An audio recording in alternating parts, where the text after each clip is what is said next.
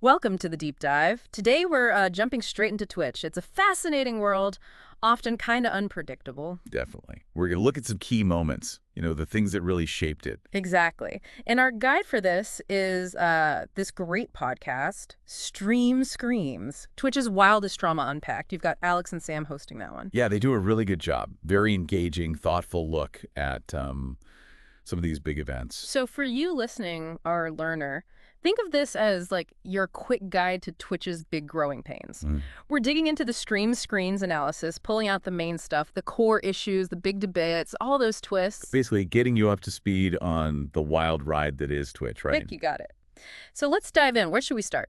Maybe the hot tub meta. Stream screams hit that one hard. Oh, yeah. That's a big one. Back in 2021, right? Okay, so picture this. It's 2021, and suddenly it feels like tons of creators are streaming live from hot tubs. Yeah, wearing swimwear, just chatting with their viewers mostly. It was such a shift, from what you normally saw dominating Twitch. Well, yeah. And that's the core tension, isn't it? What kind of content really belongs on Twitch? It started as gaming. Right, purely gaming almost. So this hot tub thing, it really kicked off a debate. Was it okay? Was it like blurring the lines with more adult-type content you find elsewhere? And there were definitely key players, creators like Amaranth, Indie Fox. They really leaned into it. They developed this whole style, didn't they? It was kind of like ASMR meets pool party. Relaxed chat, but, visually different. It felt very personal, that ASMR-style interaction, but yeah, with this constant poolside vibe. And looking at the bigger picture, opinions just split right down the middle. Totally. I mean, these streams were super popular. The viewer numbers were huge. You couldn't ignore that. What? But yeah, a lot of criticism too. People calling it, pretty bluntly, softcore porn. Yeah. Which put Twitch in a really awkward spot, right? Absolutely. They had to figure out, okay, where's the line? What do we actually want this platform to be? So what did they do? According to Screams, anyway. Well, their response was kind of careful. They banned something called metagaming. Which is like exploiting game bugs, usually. Yeah, stuff like that. But for the hot tubs themselves, Twitch basically said, okay, these are allowed as long as streamers act appropriately. Appropriately. That sounds flexible. Exactly. What does that even mean in a hot tub context? It seems super vague. Maybe deliberately vague? Probably. It let them avoid, upsetting creators, pulling in big numbers, big revenue. While also maybe calming down advertisers who might be getting nervous. Right. The Stream Screams hosts, Alex and Sam, they definitely called out that ambiguity. Oh, yeah. Didn't they have a funny story about that? Sam trying his own version? They did. Sam joked about setting up a stream with just a rubber ducky in a tub. And how did that go? 0 viewers. Absolutely none. Which, compared to the actual hot tub streams. Yeah. Yeah, it really shows how random online popularity can be. What catches on is just wow. Totally unpredictable sometimes. Okay, so shifting gears now quite drastically. Right. Stream Screams also spent a lot of time on something much darker. Hate raids.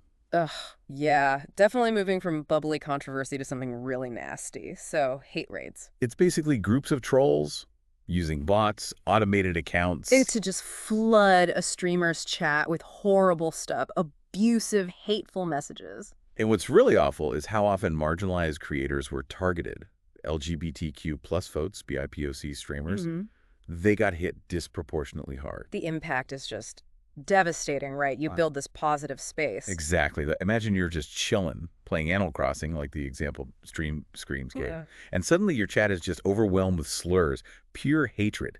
It's incredibly disruptive and damaging. And Twitch's first reaction, how was that? Alex and Sam seem to think it wasn't great. Yeah, they implied it was pretty inadequate. The moderation tools Twitch had back then just weren't built for these huge coordinated bot attacks. Because it's not just one person, it's networks of these fake accounts, right? Exactly. Too much for regular mods to handle effectively. So creators got frustrated, angry even. Understandably.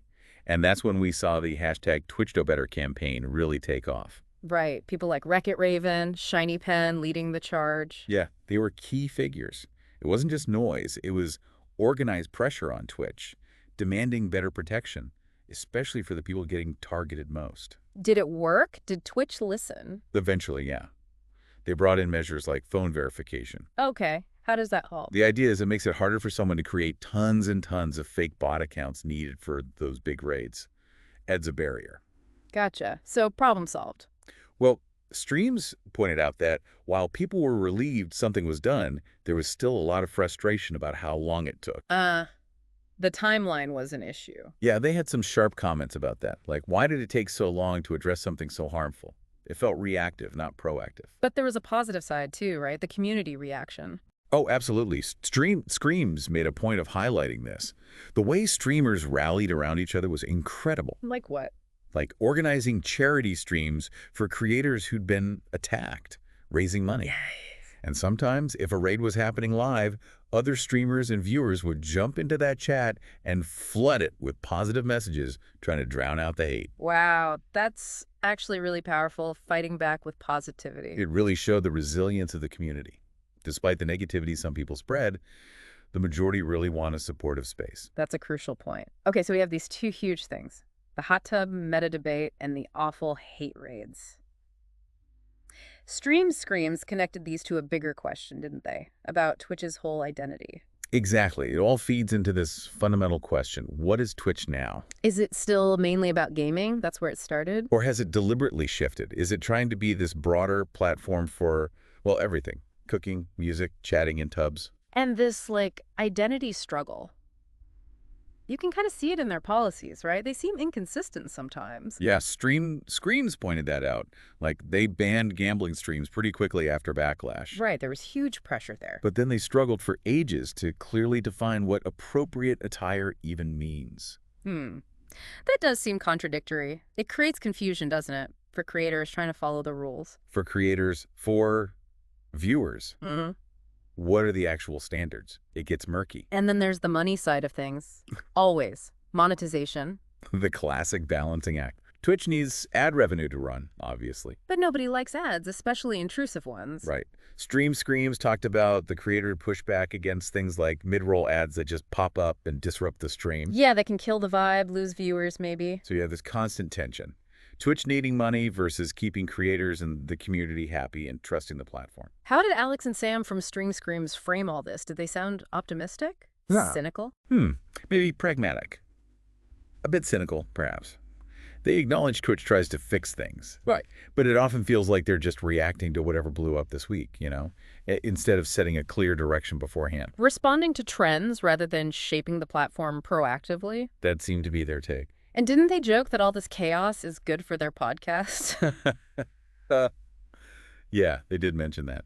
A constant stream of drama means content for them. But it does highlight that challenge Twitch faces, defining itself in this crazy, fast-moving online world. It really does. And, you know, Stream Screams also brought in some listener voices that really hit home, made it personal. Oh, right, like that tweet. Yeah, from @PogChampFan42. Described Twitch as, and I quote, like a reality show where the prize is emotional damage. Ouch. Darkly funny, but yeah, it captures something about the platform's vibe sometimes. For sure. And maybe even more impactful, they shared a comment from @GlitchGirl. What did they say? That they actually quit streaming entirely because of the hate raids. Just couldn't take it anymore. Wow. See, that brings it right down to earth. These aren't just online debates. They have real consequences for real people's lives and well-being. Exactly. It's a stark reminder. So, looking ahead, did Stream Screams touch on where Twitch might go next? A little bit, yeah. They mentioned things like maybe VR streams becoming a bigger thing. Interesting. Or maybe more advanced AI stepping in for moderation duties. Yeah. Trying to tackle things like hate raids more effectively. Makes sense. It feels like Twitch is still figuring things out, experimenting. Definitely still evolving. Yeah, adapting to tech, user behavior. But as Alex and Sam kind of concluded, the internet itself is messy, right? It's unpredictable. Yeah. But we also saw, especially with the hate raid response, that online communities can be incredibly strong and supportive. Yeah, that resilience is key. So it's this ongoing push and pull. Exactly. Creators pushing boundaries, testing limits. And the platform trying to manage it all, trying to keep up, trying to define the rules. It's the core story of Twitch, really. It totally is. Yeah. Which leads us to a final thought, maybe, for our learner listening in. Go for it. As these streaming platforms keep getting bigger and changing faster, what are the biggest challenges, do you think, in finding that balance? Balance between what? Between, like, freedom for creators to express themselves and the platform's responsibility to protect people and just the general well-being of the whole community. That's a tough one. Freedom, responsibility, community health. Yeah. How do you get all three right? Twitch is still, a fascinating, sometimes chaotic case study in trying to figure that out, still unfolding right on our digital frontier.